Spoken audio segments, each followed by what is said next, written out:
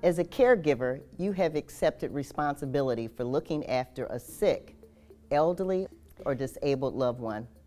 Whether you have been thrust into the role because of a recent dire diagnosis, or you have been caring for a disabled patient for years, you are paramount to their physical, mental, and emotional health and well-being. Studies show that while caregivers in the African American community experience both a sense of pride in caring for their loved ones, their experiences are oftentimes more burdensome. The Black family structure is such that children are expected to provide care for their elderly parents as the parents cared for them as children. Their experiences can be more difficult because they have fewer resources and less access to information, but also more rewarding because they feel honored to do so. When it's clear that you will become a caregiver, it is important to research exactly what this means, how it will impact your life, what you can expect going forward. Talk with family and friends who you know or who have had this experience. However, the best resource you will have is your loved one's provider and their staff.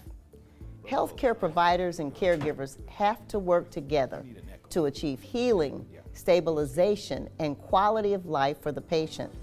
Doctors interpret test results, review medications, and provide instructions on patient care. Many times, there is a silent patient who is overlooked, and that person is the caregiver. The average age of unpaid African American caregivers is 47, but many are senior citizens who have medical conditions themselves.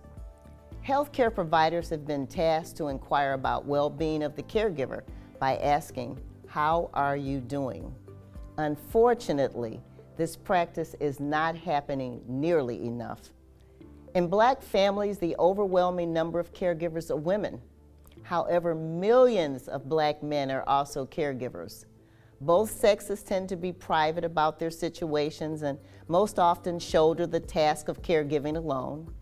Women, because they feel obligated to remain strong, while men are guarded and resist expressing their feelings. While you are responsible for your loved one, you must also take care of your own health. As a caregiver, ask questions that can make your life easier. How can we get transportation to and from doctor's appointments? Getting your loved one to every appointment is essential to their healing. If you need help, the doctor and staff members can assist you in securing transportation for your visits. How can I conquer feeling overwhelmed? Be open and honest about how you feel. Providers have access to solutions that can give you relief, such as a caregiver support group, or help you get in-home nursing visits so you can have time for yourself. How can I get financial help? Caring for a sick loved one is expensive. Medications, special foods, medical supplies are all costly. This is compounded if you have to miss work, take a leave of absence, or live on a fixed income. There is help, but only if you're open about your needs. I don't feel safe. How can I get help? If you feel unsafe, you cannot provide care to your loved one. Some illnesses such as stroke and dementia can cause brain damage that result in aggressive behavior. Doctors and their staff members have resources to help you and the patient. White coat syndrome. It's anxiety that people have when visiting the doctor and can cause a person's blood pressure to be falsely elevated. That same anxiety can cause caregivers to not ask questions or relay information about their loved one.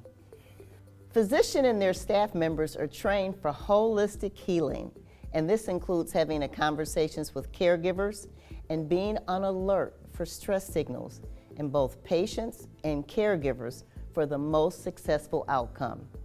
But if this is not happening during your doctor's visits, you can be the one to initiate the conversation.